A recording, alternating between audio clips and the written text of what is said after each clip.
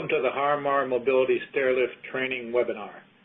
During this webinar, you will learn how to install and troubleshoot the Harmar Stairlift. The Stairlift is a relatively simple unit. It consists of three basic pieces. There is a rail, there is a carriage system which contains the motor, the gearbox, in other words, all the drive system, and there is a swiveling seat that attaches to the top. Now, as you can see here in the picture, the rail attaches directly to the stair treads. It does not attach to the wall. Another thing we'll notice here is that we have a plastic chain down here. We call that the traveling cable. And an AC unit, that's how the AC power gets up into the carriage. On the DC unit, the battery charging cable runs through here. When you first receive the stair lift, you'll have three boxes. The heaviest box will have the carriage in it. So the first thing I would do would be to locate the box with the carriage and open it up. Now, the carriage weighs about 105 pounds, so it might be wise to just kind of slit it down the side so you can slide the carriage out of the box rather than try and lift straight up on it. Once I got that carriage out of the box, the first thing I would do would be to carry it right up to the top landing of the stairs. Like I say, it weighs about 105 pounds, so you might as well get the heavy work out of the way. So carry it up to the top landing and just set it down there. You're going to be installing it last. Also in the box will be the charger, the charging cable. You'll have an envelope with the instructions. These are the installation instructions, and it will also have what we call a slack cable tool. And this is a little piece of PVC pipe with a notch cut in it, and we'll go over the use of that tool in a little while. If your unit was a DC unit, a battery-operated unit, you will also have a little trickle charger in there too. And the next box, you'll have the seat. Now, the seat just consists of two pieces, the seat frame itself and the seat back, which we will be attaching later. And the third long box, you'll have, depending on the length of the track, you'll usually have two pieces of aluminum track. Open that box, and the first thing you want to do is determine which piece of track goes down first. Now, you'll be able to determine which piece of track actually goes down on the floor. If the track is pre-cut, it will have that bracket on the end. So look for the piece of track that has this bracket all the way mounted on the end. This bracket is the piece that will be touching the floor. Take out that piece of track with the bracket. Lay it down so that the end with the bracket is touching the floor, and what I do is I take 3 or 4 folds of cardboard out of the packing materials and put them underneath the bottom of this rail where it hits the floor.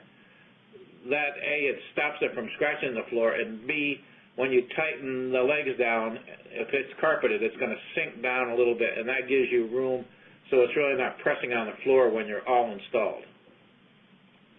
And here I'm just saying, put something underneath. It shows a pocketbook here, but I put 3 or 4 folds of cardboard under there is usually sufficient. Now, the first thing you want to do with your first track, you can lay it directly onto the stair treads. You want to position it about 3 inches away from the wall. In the track, you have captive nuts, and these nuts are loosely held in place by a piece of foam on either side. Locate the nut that's going to be closest to the end of this rail, in other words, closest to that bracket, and slide it up so that it is located right over the center of the first step. We never want to put a bracket down here on the floor. The first bracket we want to mount will be on the first step. So slide that nut right into the center and leave these two pieces of foam on there, because these two pieces of foam will act as sound deadeners when we get everything tightened up. Locate the brackets themselves. You'll see that it has two holes in the bottom for your lag screws, and it has a slot here so the height can be adjusted. Mount your first bracket with the bolts applied onto that first nut. Now get it nice and tight, but don't over tighten it, because remember, this is an aluminum track and you don't want to over torque it, but just get it good and snug. Like I say, you want about 2 to 3 inches out from the wall. You may have to adjust this a little later, but if we start between 2 and 3 inches out from the wall, usually we're in pretty good shape. Of course, it depends on if you have a rail there, if you have pictures hanging on the wall, if you have light switches, if you have any obstructions that the stair lift may hit. But usually, if you start 2 or 3 inches out from the wall, or 2 or 3 inches out from a known obstruction, you're going to be okay. Okay, once we get the bracket on both sides, put one close to the wall, one away from the wall, go ahead and just zip in 2 lag screws, one in each bracket. That's going to be sufficient to hold all the rails in place until we're done and we put all the brackets in. The reason we do this is because if we do have to readjust the rail, we've only got 2 screws we have to worry about, and we've only put 2 extra holes in the floor. Now, this is a picture of the carriage, but we're going to take the carriage, and because it's mounted on a 2-foot section of track, right now we're going to pretend that the carriage isn't on here, but that this is your second section of track. Now, how you'll know it's your second section of track is down on one end of it you'll have these steel black sliders.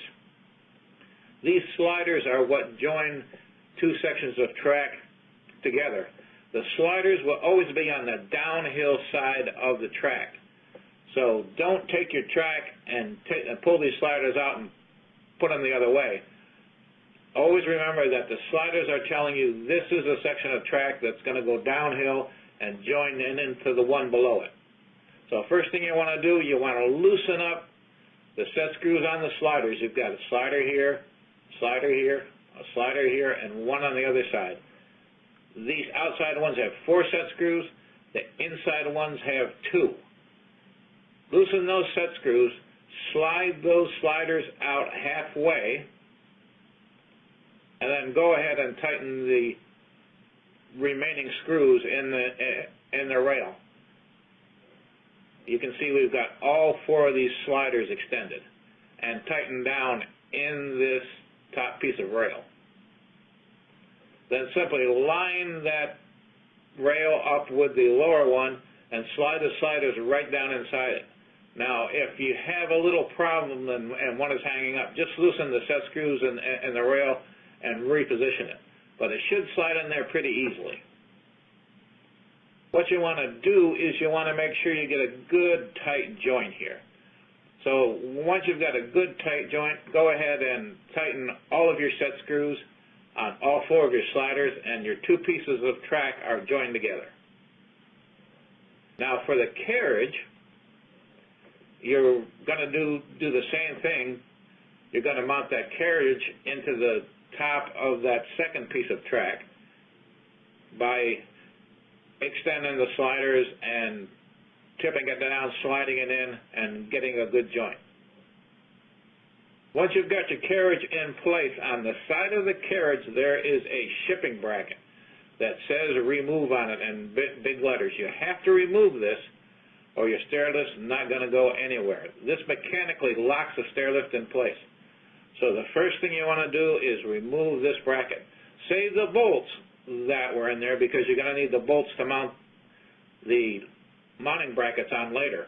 But take that remove plate, that shipping plate off, and just set it aside. Also, on the opposite side of the track, you're going to have a little plastic bracket. What this bracket does is it tells the stair lift to stop when it's all the way on the bottom. So loosen the screw up on that bracket and slide it all the way down the track to the bottom and retighten it. Now, you can reposition this if you want to have the stair lift stop at a little higher point. Normally it's going to be all the way down by the bracket, but if you got somebody that's real tall and is more comfortable getting off the stair lift with the seat higher, you can raise that higher at a future date. Now, what makes our Harmar stair lifts unique is we travel up and down on an aircraft cable. This aircraft cable is actually wound up on a drum. Now here's a picture of the cable, and it also illustrates the safety of the cable. If there should be any slack in the cable, or if the cable should break, this steel foot automatically comes down and digs into the track. That holds the carriage and whoever is on it right in place. It also activates a marker switch up here that takes all power off the lift. This lift cannot move until this slack is taken out of the cable. This is a very important safety feature. Now, earlier I mentioned this slack cable reset tool, this piece of PVC pipe with the little notch cut in the end of it. First thing, we're at the top landing looking at the back of the stair lift. You'll see this black plastic plate. Take a screwdriver and pop this plate out. You can insert that slack cable tool into the back of the motor and turn the motor counterclockwise. As you turn it counterclockwise, you'll see that the carriage will start to go down. If your cable had come slack in shipping, you'll hear it go click, and this foot will retract back up inside the unit and you'll be ready to go. So the first thing you want to do is make sure that that cable is taut. So use your slack cable tool. Here you can see as you tighten up on that cable, it'll push that metal foot back up inside. It'll release that switch and your stair lift is ready to go. Now, if you should have the cable go slack where you're far enough away from the end that you can just reach down and grab that cable and pull up on it, that will also reset this safety foot. When you just pull up on the cable, it takes very little pressure. It'll reset that foot. The stair lift will go down about an inch or so, and you'll be ready to operate. In the box with the carriage, you're going to have a cable. And this cable is for the lower call send buttons. What the call send buttons do are, if you're down at the bottom and the stair lift's at the top and you want to bring it down, you can call it down, and vice versa at the top. So locate that cable, that first cable, plug it into the top header. Now all your cables, all your power are plugged into the upper header on the stair lift. So take that cable, plug it into, and it doesn't matter which one, but either one of these 3-pin connectors, and run that cable down in this slot all the way down the stair lift. Now you want to do this on the inside, like this is a wall over here, so you want to run this on the slot that's closest to the inside wall.